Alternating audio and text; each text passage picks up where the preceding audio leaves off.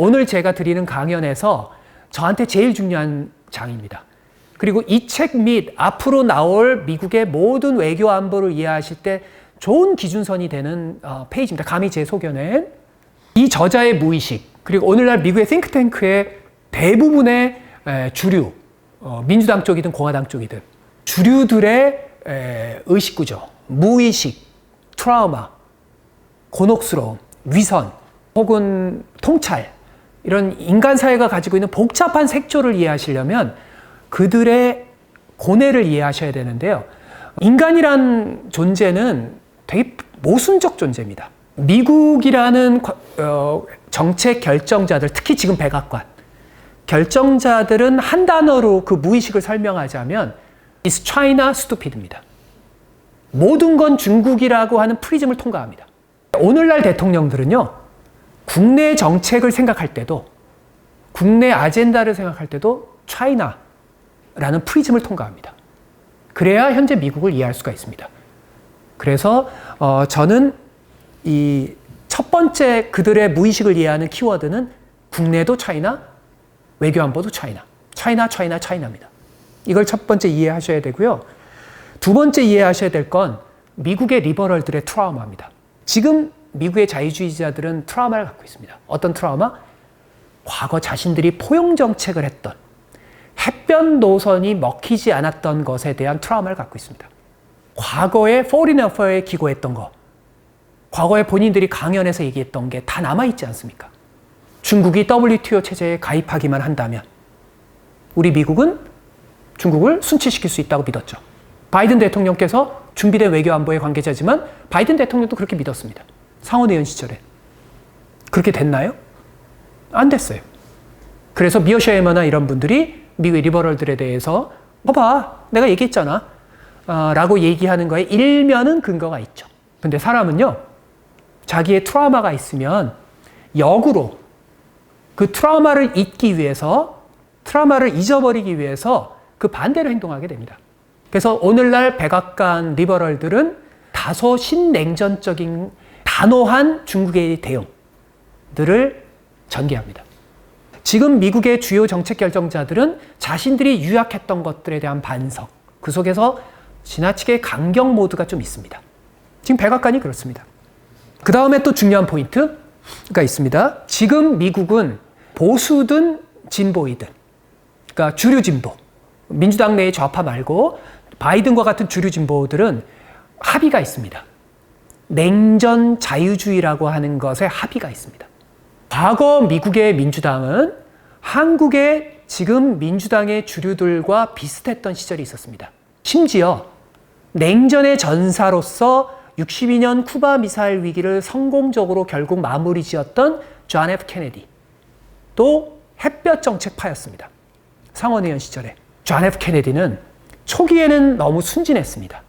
쿠바에 대한 순진한 생각, 카스트로에 대한 낭만적 생각을 갖고 있었어요.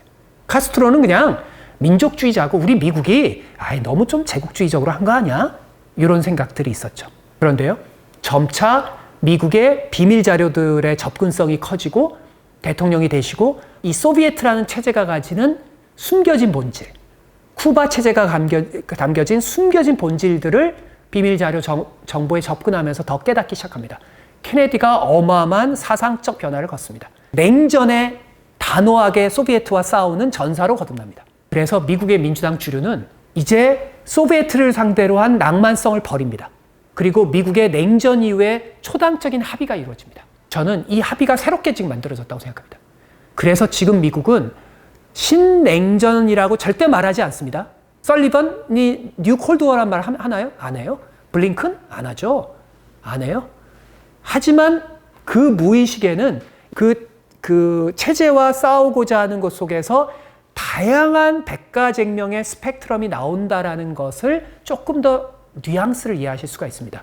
오늘 이 저자는 그 합의 속에서 소비에트처럼 중국과의 싸움 속에서 조금은 더 약간 더 강경한 스펙트럼의 한 일환인 거죠. 아까 그 계보에서 말씀드린 것처럼. 그런데요, 미국의 백악관은 정리가 안 돼 있습니다. 미국의 싱크탱크들은 정리가 안 돼 있습니다. 우리가 미국과, 여기서 우리라는 그 미국 사람들, 우리가 중국과 왜 싸우지? 싸움의 목표가 뭐지? 어떤 건 싸워야 되고 어떤 건 싸우지 말아야 되지? 그리고 언제까지 싸워야 되지? 거의 큰 합의는 돼 있습니다. 신냉전 자유주의가 필요하다. 구체적인 부분에서 계속 업데이트 중입니다. 시행착오 중입니다. 왜냐하면 지금 새로운 혼돈의 시대로 접어들었기 때문입니다. 원래 혼돈의 시대라는 건 제가 이전 저의 책에서 제가 참 좋아하는 토크빌의 말에서 인용했었는데, 과거가 더 이상 현재의 빛을 비추지 못할 때 인간은 정신은 어둠 속에서 방황한다. 이게 알렉시스 토크빌이 했던 말인데, 한나 아렌트가, 제가 나왔던 미국의 대학원의, 저희 대학원의 상징 아이콘이 한나 아렌트인데요. 한나 아렌트가 그걸 다시 인용했는데, 저는 오늘날 전 세계 지식인들은 다시 그 토크빌의 말을 기억하실 필요가 있다고 생각합니다. 저를 포함해서 우리는 인간 정신은 어둠 속에서 방황하고 있습니다. 그런 점에서 미국의 백악관을 이렇게 한국에서 흔히 생각하듯이 일관된 무슨 전략 속에서 안 움직입니다. 매일매일 바이든도 지금 헷갈려 하십니다. 어떨 때는 꼭 디커플링을 할 것 같기도 하고, 어떨 때는 디리스킹을 할 것 같기도 하고, 어떨 때는 평화 공존을 하려고 그러기도 하고, 매일매일 바뀝니다. 그게 오늘날 미국이 처한 곤혹스러운 현실입니다. 그 다음에 오늘날 미국을 이해할 때, 그러니까 이 저자들의 문제의식이 왜 나오는가를 이해할 때 또 하나의 중요한 키워드. 아까 제가 처음에 저의 태제, 국내 정치와 국제 관계는 하나이다. 조금 과장된 태제라고 들리실지 모르겠는데, 제 생각이 과장됐다라고 생각이 드시면, 미국의 가장 최고의 지성들의 외교안보 잡지였죠. 여전히 영향력이 있죠. 과거만은 영향력은 아니지만, Foreign Affair. Foreign Affair를 한국에서도 구독해서 보시는 지성들이 계시는데, Foreign Affair의 2016년서부터 지금까지의 제목만 한번 쭉 보십시오. 그 저널의 타이틀을 바꿔야 됩니다. Domestic Affair. 국내 사안. 그 정도로, 제가 약간 일부러 도발적으로 말씀드린다고 과장하는 겁니다. 2016년 이후로 외교 안보에 있어서 이 외교 안보의 지성들의 충격을 받으면서요, 이제 미국의 외교 안보에서 국내 정치가 가지는 절대적 중요성 때문에 특히 트럼프가 기여했죠. 국내 정치와 외교 안보를 같이 통합해서 생각하지 않으면 아무것도 이해할 수 없습니다. 상식적 예가 하노이의 파산 아닙니까? 하노이에서 그 당시 많은 한국의 리버럴한 국제정치 논자들이 뭐라 그랬죠? 하노이 회담은 성공적으로 끝날 가능성이 높다라고 그랬죠. 우리가 좀 더 비판적으로 이 뉴노멀에 대해서 우리가 긴급하게 대응해야 된다는 절실함이 있어서 제가 조금 무례하게 외람된 표현을 쓰는 건데요. 하노이가 파산했으면 우리가 어디서 뭘 놓쳤는가, 그걸 어떻게 업그레이드 할 수 있는가를 봐야죠. 그때 제가 하노이 때, 물론 저라고 잘 파악한 건 아니었습니다. 그때 제가 어느 방송사 인터뷰에서 그런 얘기를 드렸습니다. 그 기자가 저한테 그런 질문을 하더라고요. 안 교수님, 지금 트럼프가 공항에서 내렸는데 하노이에 도착하려고. 지금 트럼프는 뭘 생각하고 있습니까? 한 단어 제가 코엔. 이 기자는 지금 하노이 정상회담을 앞두고 하노이 정상회담에 대한 어떤 구상을 갖고 있는가를 물었어요. 제 대답이 코엔이죠. 즉 자기의 픽서, 자기의 마피아 스타일의 트럼프의 평생을 살았던 거에서, 마피아에는 항상 책사가 필요하잖아요. 예를 들어서 한국의 시청자분들도 많이 좋아하는 영화 범죄도시, 신세계, 이런 영화를 보면은 어떻게 해요? 조폭 두목한테 부하가 묻죠. 그래서 어떻게 하라고요? 지시를 내려주세요. 저 사람을 칼질을 해요, 말아요? 네가 좋을 대로 해라. 그게 무슨 말이죠? 하라는 얘기죠. 그 마피아 두목들은 절대로 구체적으로 지시하지 않습니다. 트럼프는 정확하게 똑같습니다. 코엔과 눈빛만 교환합니다. 그런 책사죠. 그런 책사가 세상에 의해서 청문회에 증언한다? 이건 자기 인생의 모든 게 흔들립니다.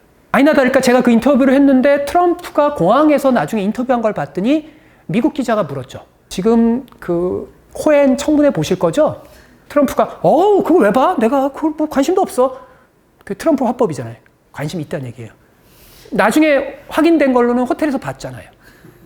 그러니까 이분한테는 하노이가 중요한 게 아니라 코엔이 나와의 비밀 뭘 드러낼까? 과거 외교안보 대통령의 역사상 이런 일은 없었습니다. 어떠한 대통령도요. 닉슨 대통령도 그러시지 않았습니다. 닉슨 대통령은 걸출한 보수 외교안보의 현자입니다. 물론 워터게이트라는 아주 하셔서는 안 된 일을 했지만 어쨌든 오늘날 이 책의 문제의식을 이해하시려면 왜 미국이 안보에 있어서 강경하게 나가는가, 군사적 기술로 전용될 수 있는 그 안보, 그리고 왜 보호주의적 기조가 강한가라는 부분을 이해하시려면 오늘날 미국의 국내 정치랑 연관해야만 이해하실 수가 있습니다.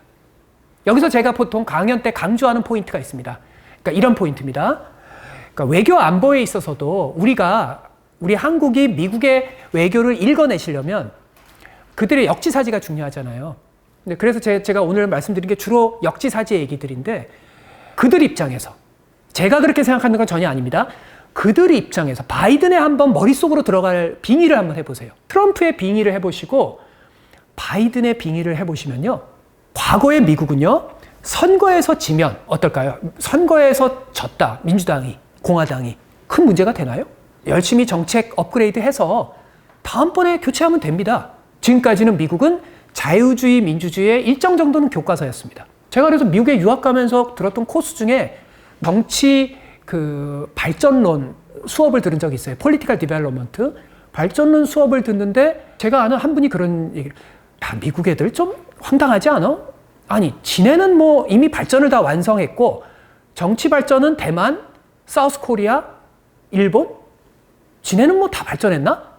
근데 그분의 탁견이었던 것 같아요. 지금 미국이 발전의 끝을 이뤘나요? 아니에요. 지금 미국은 정치 보복의 사이클에 시작됐습니다. 초입도 아니고 시작됐어요. 오늘날 미국은 과거에 우리가 알았던 미국이 아닙니다. 선거에서 지면 모든 걸 잃게 됩니다. 그러면 역지사지 관점에서 생각해 보세요. 선거에서 질 수 있는 아젠다를 한다? 이건요. 악몽이 생깁니다. 특히 트럼프 전 대통령께서 이번에 후보로서 캠페인하는 거와를 잘 지켜보셔야 됩니다. 그리고 만에 하나 그런 일이 안 생기길 바라지만 만에 하나 트럼프 대통령께서 집권하신다? 그러면 한 번도 보지 못한 걸 보시게 될 겁니다. 그러면 바이든 대통령 입장에서 트럼프 대통령과의 싸움은 어떤 싸움일까요? 중국과의 싸움이 실존적 경쟁이 아니에요. 트럼프 대통령과의 싸움은 미국의 자유민주주의를 지키느냐 아니냐의 싸움이에요. 그러면 따라서 국내 제조업 기반, 국내 일자리, 국내 중산층을 위한 보호주의는 사활적인 명제죠. 그게 우리 한국의 국익이라는 입장에서 꼭 바람직하진 않죠. 인플레 감축 법안에서 우리가 뼈아프게 깨달았듯이. 하지만 제가 드리는 얘기는 그들이 옳다는 게 아니라 그들의 입장에서 빙의해서 생각하면 선거에서 이기기 위해서 보호주의적 기조를 공화당과 경쟁한다라는 게 이게 단순한 중국과의 패권 경쟁의 문제가 아니라 정권을 잃어버리느냐 아니냐의 문제라는 거예요. 그래서 그 맥락 속에서 저자들의 시각을 보셔야 되는데 저자들의 시각이 상당히 일리가 있다고 생각합니다. 상당히 일리가 있습니다.